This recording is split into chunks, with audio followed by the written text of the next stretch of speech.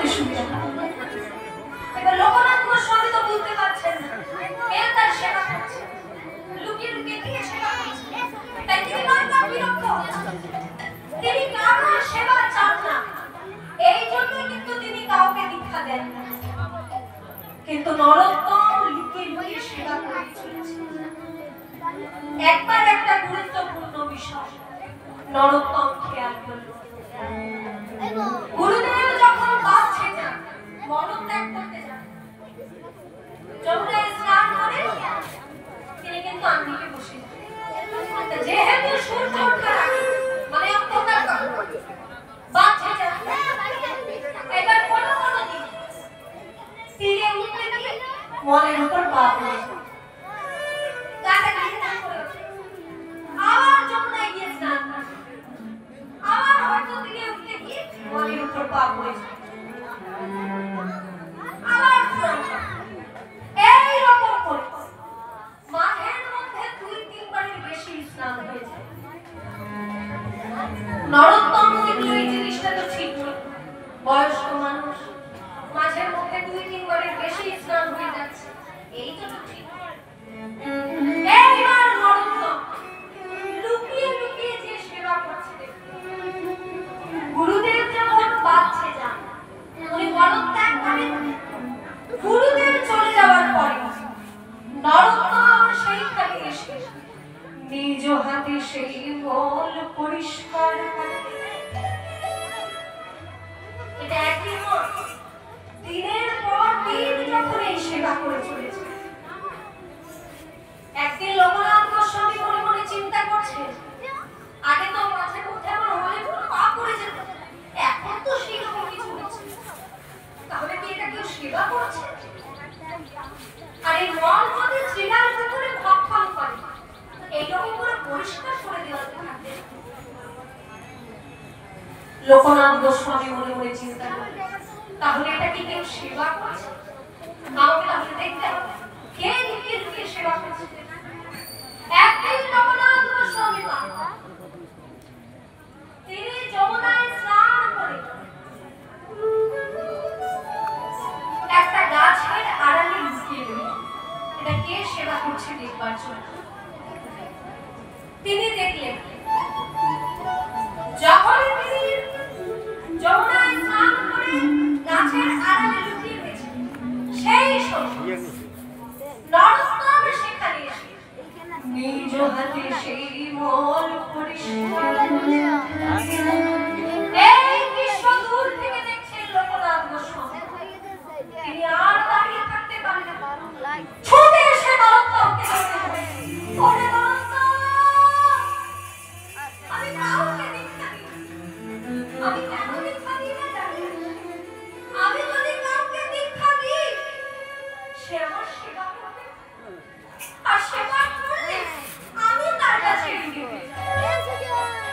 এই জন্য আমি কাউকে দীক্ষা দিই না, আমি কাউকে দীক্ষা দিই না।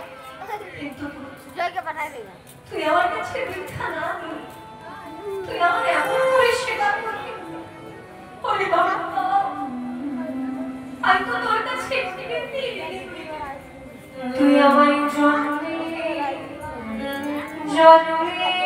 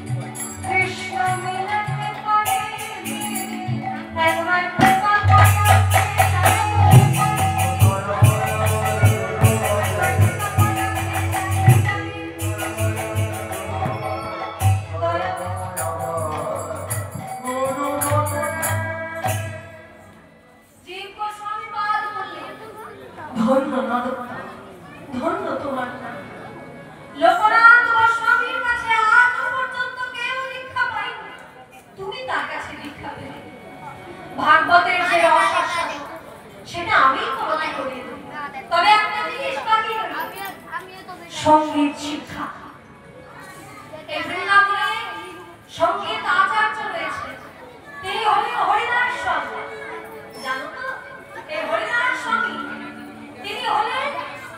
তানসেনের গুরুদেব সম্রাট আকবরের রাজসভার যে গায়ক তানসেন, তার গুরুদেব হচ্ছেন হরিদাস স্বামী।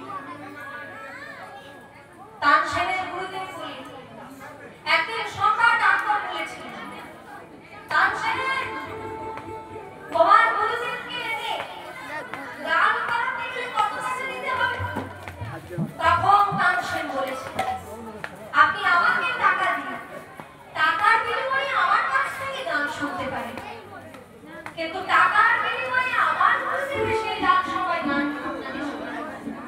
উনি মনে করেন ওনার গান শুধু ভগবানের জন্য, তাই উনি ওনার ভগবানের উদ্দেশ্যে গাইবেন, আপনাকে গিয়ে শুনতে হবে। বলে তাই নাকি? তাহলে আমি গিয়ে শুনবো।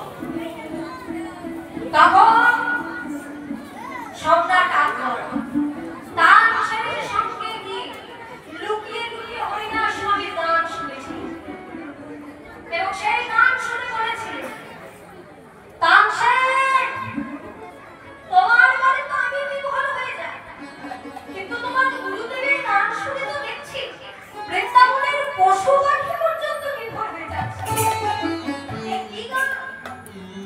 তখন তানসেন বলেছিলেন, আমার গানে ভারতের সম্রাট আকবর খুশি হন, আর আমার গুরুদেবের গানে বিশ্ব ব্রহ্মাণ্ডের সম্রাট খুশি হন। কাজে তার গান আর আমার গান এক হতেই পারে না। সেই হরিদাস স্বামীর কাছে নরোত্তম উচ্চাঙ্গ সঙ্গীত শিক্ষা করতে লাগলেন। সেই সময় ছিল বৈষ্ণব সাহিত্যের স্বর্ণযুগ। সর্বশ্রেষ্ঠ বৈষ্ণব সাহিত্যের আচার্য ছিলেন গোবিন্দ দাস। আমাদের আধুনিক যুগে যেমন সর্বশ্রেষ্ঠ কবিকে রবীন্দ্রনাথ ঠাকুর, তেমনি তখন বৈষ্ণব সাহিত্যে সর্বশ্রেষ্ঠ কবি ছিলেন গোবিন্দ দাস। তিনি বর্ধমানের শ্রীখণ্ডে তার মামা বাড়িতে বড় হয়েছিলেন। সেইখান থেকে এত উচ্চমনের পদ রচনা করে তিনি পাঠাচ্ছেন।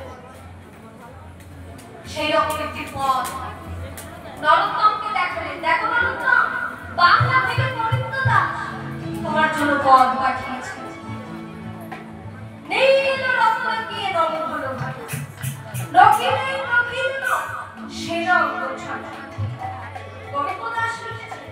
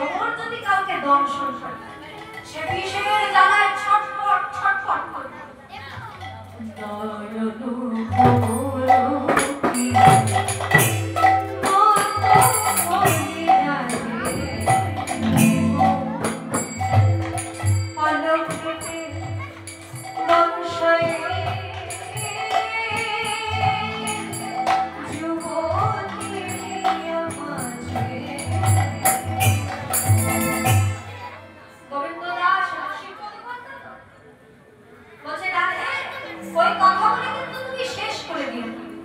এইটা বলে শেষ করো না যে কৃষ্ণের নয়নটা ভ্রমর, সেই ভ্রমর যদি কাউকে দংশন করে সে বিষের জ্বালায় ছটফট ছটফট করবে, এইটা বলে শেষ করো না। তাহলে ভক্ত ভয় পাবে। তুমি একটু বলে দাও ওই নয়ন ভ্রমর যদি কাউকে দংশন করে তাহলে সেই ভক্তকে অধর সুধা দিয়ে সেই জ্বালা থেকে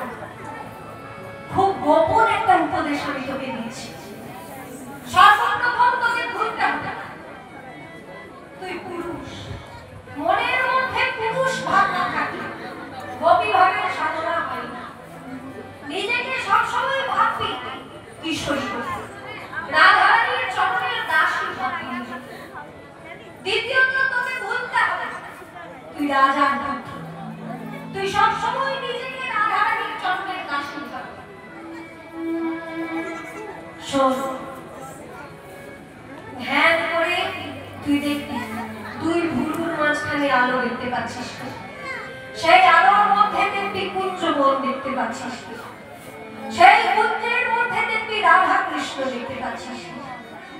তাহলে জানবি